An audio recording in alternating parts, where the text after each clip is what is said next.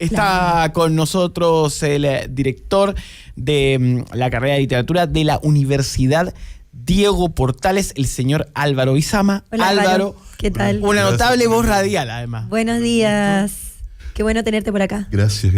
Y está con nosotros también la directora del Museo de la Memoria y Derechos Humanos, la primera actriz nacional, María Fernanda García. ¿Cómo le va? Gracias, muy bien, muchas gracias. Buenos días, Hola, María buenos Fernanda. días. Qué contentos estamos de tenerlos. Primero, a ver, queremos abordar el tema, pero todo el mundo va a tener su evaluación, pero desde una perspectiva de haber vivido la dictadura, su peso, su oscuridad, y este resurgimiento de la cultura de negación me parece que es relevante. Te doy la palabra a ti, María Fernanda, además, por tu conocimiento y experiencia hoy, primero, en el tema del museo. Es impresionante, es triste, es desolador.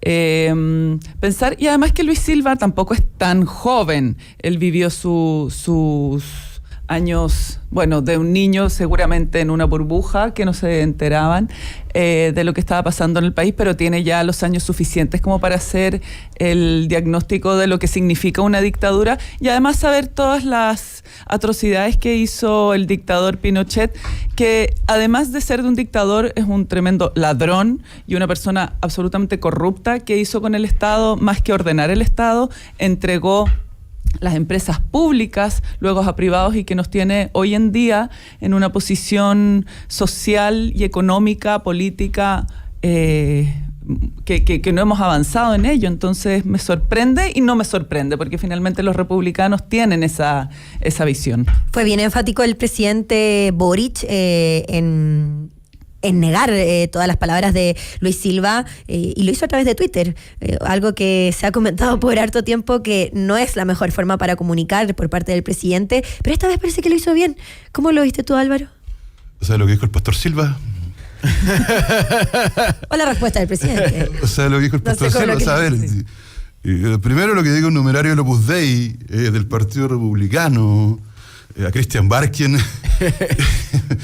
O sea, me parece que es parte de un diagnóstico feroz del presente, pero tiene una cuota de surrealismo también, tiene una cuota de... A ver, hay varios detalles. Primero, me parece interesante que lo haya dicho en el contexto también de esta encuesta que salió, donde se defiende lo de... Una cada 3 personas plantea que Chile se liberó del marxismo.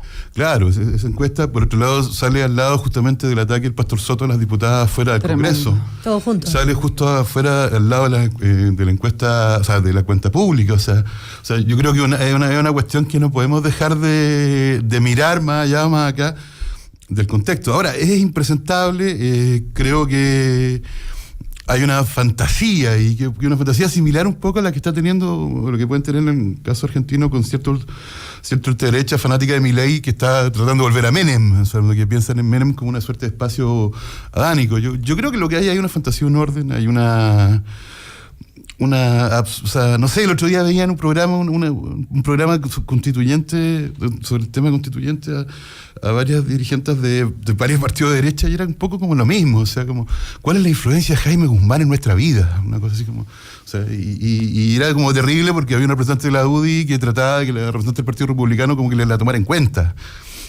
¿Cómo llevamos entonces yo creo que hay un tema ahí, Nicolás, con el tema de quién lo dice, dónde lo dice y qué valor le asignamos. O sea, en general, o sea, lo que pueda decir Luis Silva, me parece bien que el presidente le haya contestado, me parece súper bien que... Pero también estoy pensando que hay una puesta en escena, creo que también hay una puesta en escena en la lógica de los 50 años del golpe, y tenemos que leer con cuidado estas señales, porque en el fondo la memoria vuelve y la memoria se reinterpreta y cambia todos los días, y eso es lo que está sucediendo ahora. A la luz de los 50 años del golpe estamos en este debate. No es tan raro tampoco, pensando que, por ejemplo, a mí me pasa por las cuestiones que estoy escribiendo con el 38, o sea, en el fondo lo que sucede con el 38, el triunfo del Frente Popular, en los 60 todavía siguen en esa discusión, qué fue, qué no fue, quién tuvo razón, quién no tuvo razón, pero aquí lo que me parece que lo que vemos de dónde viene, o sea, es un numerario del Opus Dei que fue elegido constituyente, que cada vez que habla dice alguna barbaridad, en un contexto donde alguien que dijo, o sea, donde Christian Barkien lo entrevista y no dice nada, en un contexto de Icaro, entonces leámoslo así, o sea. Y yo quiero poner un tema. María Fernanda, es como uno de pronto. Siempre cuento esta anécdota. Me encontré trabajando por un proyecto de documental y en un momento le preguntamos a un chico que trabajaba con nosotros, que tenía en ese instante 19 años, ¿quién es Michael Townley? Le dije. Y dijo, el malo del GTA. ¿A qué voy? Siempre las historias pueden volver a ser nuevas, porque siempre hay generaciones que no las conocen. Sí, por supuesto. Claro. Si tú tuvieras que explicarle a un chico que en este momento consume TikTok, ¿qué pasó? Sé que es terrible hacer la síntesis por la cantidad de atrocidades, pero para que tome el tamaño de lo que sucedió, que no puede ser negado, ¿cuál sería tu Y un poco la labor que tienen en el museo. Claro, ¿no? Por supuesto, es la labor que tenemos a través del arte, de la cultura, Claro. a través de otras cosas que le hagan sentido a las nuevas generaciones. Mira, cuando los chicos, hace poco estábamos en pandemia y no nos dejaban salir. ¿Te acuerdas que no nos dejaban salir y estaban los militares en la calle y qué sé yo? Y muchos decían, esto es una dictadura, no podemos salir. Quizás eso es lo más cercano que han sentido en sacarles su libertad. Sin embargo, era por un bien común, social, y fue muy breve y nadie te mataba en la calle por eso. Pero, sin embargo, es como ponerlos en ese símil. Imagínate tú, no puedes salir de tu casa, te restringen las libertades, están matando gente por lo que piensa. Claro. Por lo que piensa, por lo que hizo, a jóvenes incluso de 15, 14, 15, 17 años, desaparecen gente en la mitad de la noche y tú no sabes de eso, y por mientras se va instalando una maquinaria en el gobierno que por muchos años no puede saber qué hacer. Yo creo que es muy difícil para ellos hoy día darse cuenta de eso y sienten que el orden que tiene que haber solo lo expresan a través de una dictadura que tampoco han conocido. Entonces, todos estamos hablando en base a supuestos y a romantizaciones que no existen. Es desolador por eso, porque no solo pasa aquí en Chile, sino que pasa en otros lugares del mundo, en Argentina, en España, hoy en día, que están incluso siguen tratando de exhumar los cuerpos de las fosas comunes de la gente que murió por el franquismo y que todavía no pueden hacerlo. La ministra vocera de gobierno, Camila Vallejo, hablaba al respecto. Decía, uno no valora lo que tiene hasta que lo pierde, y como los que vivimos en democracia solo conocemos la democracia, con falencias y todo lo que podamos decir de ello, pero no conocimos lo que fue la ruptura democrática, y hay mucha gente que no logra valorar lo que es la democracia porque no la ha perdido. Todo esto viene, claro, por las nuevas generaciones que también ven todo esto al margen de estos 50 años que vamos a cumplir desde el golpe. Me imagino que eso también se conversa en las universidades con los alumnos, Álvaro. O sea, yo creo que hay un debate hace un rato sobre qué estamos contando, qué estamos narrando, qué estamos discutiendo. Yo creo que ahí la poesía chilena tiene mucho que decir. O sea, si yo tengo que buscar algún lugar donde es posible ver las secuelas, las tramas, las cicatrices en términos de la cultura, en las universidades, en la poesía, en la literatura. O sea, lo que tenemos que, yo creo, recuerdo siempre, es que lo que sucede con la dictadura de Pinochet, yo crecí en la dictadura de Pinochet, estudié en una universidad que todavía tenía las secuelas de los profesores que habían quedado ahí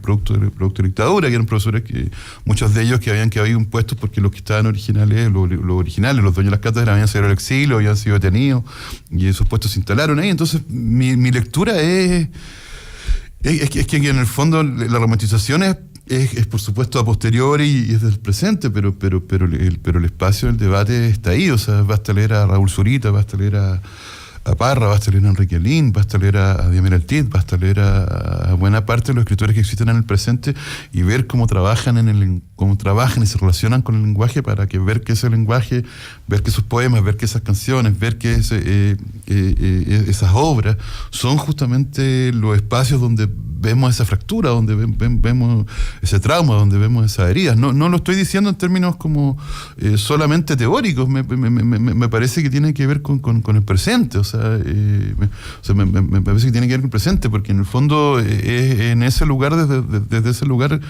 construimos lo que estamos leyendo. A mí me parece que es tremendo, que es un debate que nunca ha terminado. Yo creo que hay una ficción en el fondo. O sea, a ver, si tú vas a los portales de farándula, por ejemplo, y ves que buena parte de esas son noticias sobre Patricia Maldonado o sobre Raquel Argandoña, me parece que en ese contexto, por ejemplo, ese imaginario nunca nos ha abandonado. O sea, me parece que tenemos que leerlo así. Lo que decía, hay una ¿Qué es un imaginario de la impunidad? ¿Qué? Es un imaginario de la impunidad.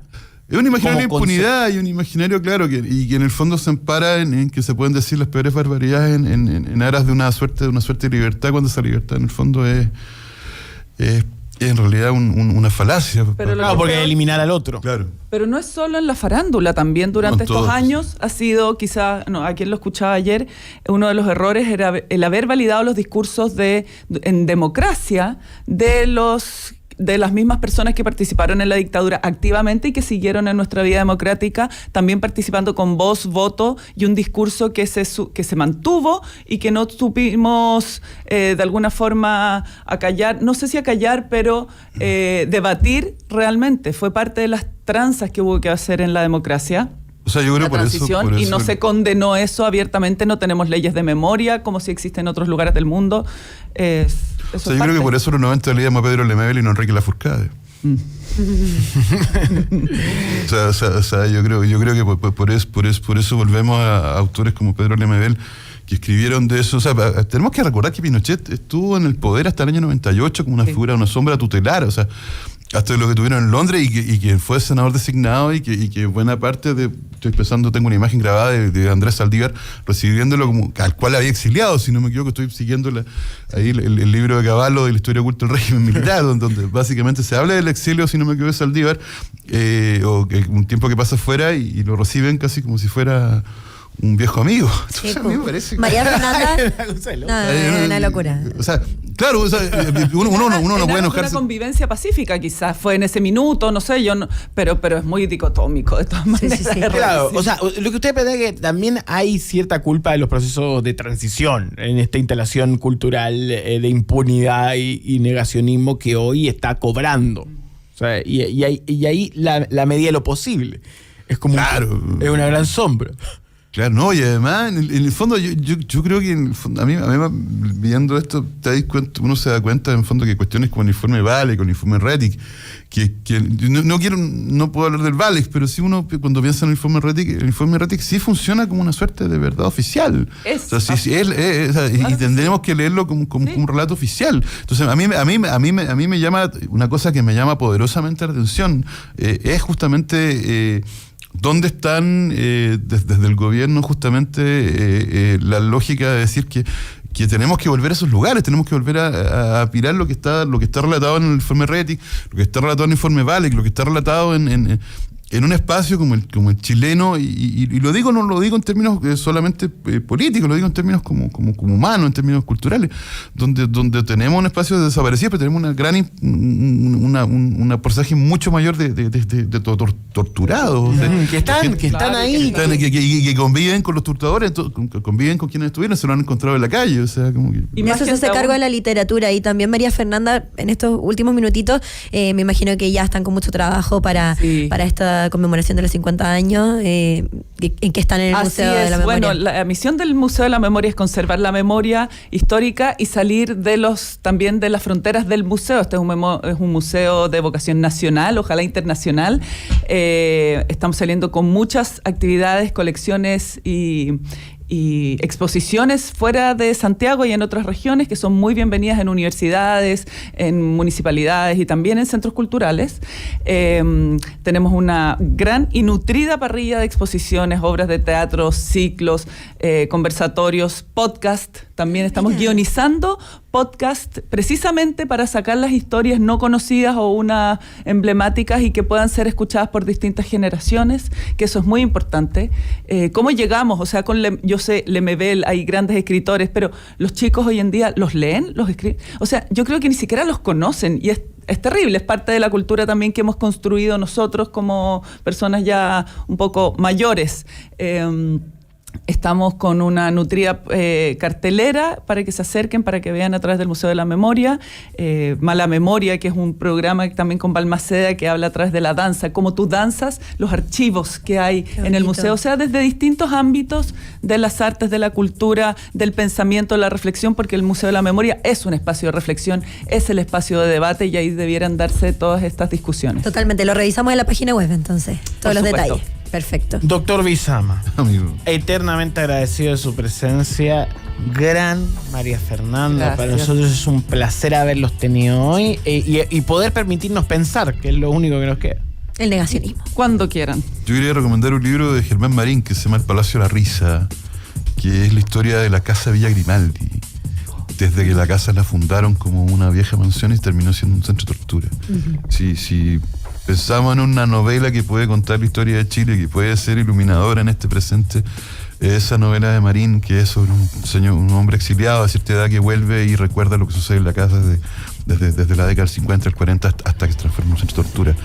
Y me parece que ese es un texto precioso que habla de la memoria, precioso en el sentido de la belleza literaria, pero horroroso, pero que habla de la memoria y habla justamente de cómo contamos la historia del país. Por supuesto. Yo los invito, el miércoles a las 7 se inaugura una nueva exposición, Demandas Impresas, en el Museo de la Memoria, así que para que vayan a verla también. Perfecto. Está completamente instalado todo esto. Muchas gracias a los dos por venir esta mañana. A continuación sigan con Clave Morsi y nosotros nos vemos en Twitch porque vamos a tener cobertura de cuenta pública en la 92.9. Cuídense mucho, los queremos. Chao. Gracias.